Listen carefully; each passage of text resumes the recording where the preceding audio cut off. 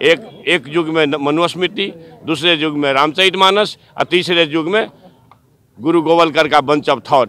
ये दुनिया को नफरत, हमारे देश को, समाज को नफरत में बांटती है। ये करोड़ों लोगों की श्रद्धा पर ये जो चोट उन्होंने पहुंचाया है, ये सनातन धर्मावलंबी कभी भी इसको बर्दाश्त नहीं करेंगे। कि मनुस्मृति में एक बड़े तबका के खिलाफ 85% लोगों के खिलाफ अनेकों गालियां दी गई। ज्ञानी शिक्षा मंत्री है, उन्हें ज्ञान सीखने की जरूरत है। माफी मांगने के लिए भी तैयार है। माफी मांगना चाहिए, देशवासियों से माफी मांगनी। नीच जाति के लोगों को शिक्षा ग्रहण करने का अधिकार नहीं था और उसमें कहा गया है कि नीच जाति के लोग शिक्षा ग्रहण करके जहरीला हो जाते हैं, जैसा कि सांप दूध पीने के बाद होता है। मानस के बारे में जिस मंत्री ने इस बात को कहा है वो अभी क्या है, अज्ञानी मंत्री। रामचरितमानस का क्यों प्रतिरोध हुआ, किस अंश का प्रतिरोध हुआ? सनातन धर्म में रामचरितमानस वो केवल एक धर्म के लिए नहीं, मनुष्य के जीवन को जीने के लिए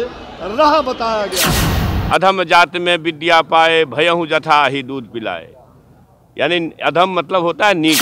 रामचरितमानस में कहीं जाति वर्ण व्यवस्था की बात नहीं कही गई है। रामचरितमानस राम का आदर्श है। मैं इसलिए ये बात कहता हूँ कि इसी चीज को कोट करके बाबा साहब अम्बेडकर ने दुनिया के लोगों को बताया।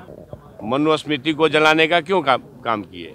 इसलिए कि मनुस्मृति में एक बड़े तबका के खिलाफ 85% लोगों के खिलाफ अनेकों गालियां दी गई। रामचरितमानस का क्यों प्रतिरोध हुआ, किस अंश का प्रतिरोध हुआ? अधम जात में विद्या पाए, भयहु जथा ही दूध पिलाए। यानी अधम मतलब होता है नीच।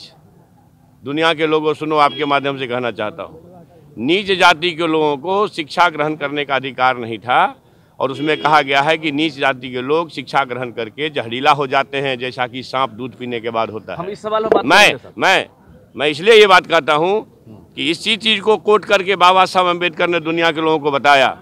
ये जो ग्रंथ हैं नफरत को बोने वाले, एक युग में मनुस्मृति, दूसरे युग में रामचरितमानस और तीसरे युग में गुरु गोवलकर का बंच ऑफ थॉट।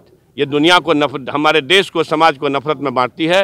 नफरत देश को महान नहीं बनाएगा, जब भी कभी महान बनाएगा तो मोहब्बत ही बनाएगा। शासक और भारत का एक ज्ञान का तंत्र है।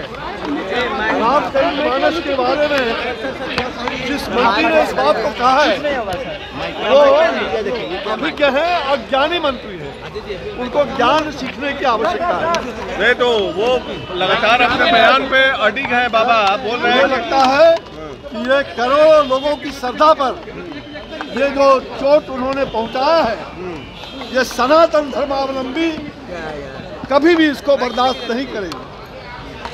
सनातन धर्म में रामचरितमानस वो केवल एक धर्म के लिए नहीं, मनुष्य के जीवन को जीने के लिए राह बताया गया है। ये अज्ञानी शिक्षा मंत्री है, उन्हें ज्ञान सीखने की जरूरत है। माफी मांगने के लिए भी तैयार है। माफी मांगना चाहिए, देशवासियों से माफी मांगनी चाहिए। आप लोग किस रूप में विरोध करेंगे बाबा?